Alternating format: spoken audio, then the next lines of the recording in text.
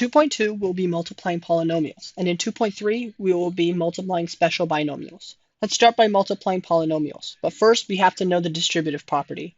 Let's just give an example. Negative 5 times 3x squared minus 2x plus 4. Okay, so let's multiply. Negative 5 times 3x squared would be negative 15x squared. Negative 5 times negative 2x would be positive 10x.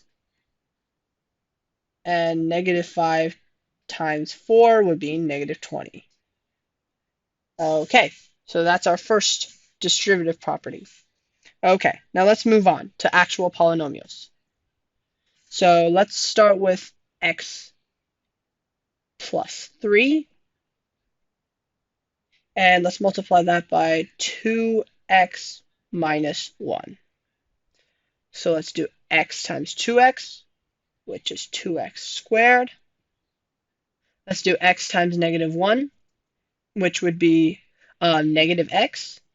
Then let's do the 3. 3 times 2x is 6x.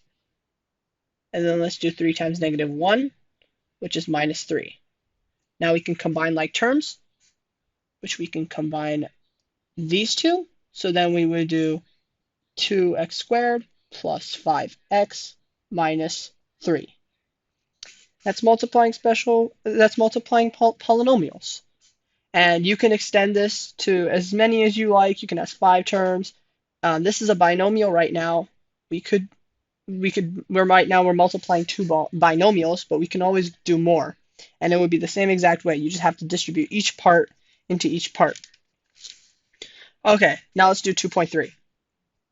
So 2.3 is to multiply special binomials. Now the special is just the square. So if I do 5x minus 2 squared,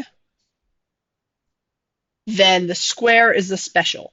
So basically, all you're going to have to do is just split this up. You're going to do 5x minus 2 times 5x minus 2, because it's squared.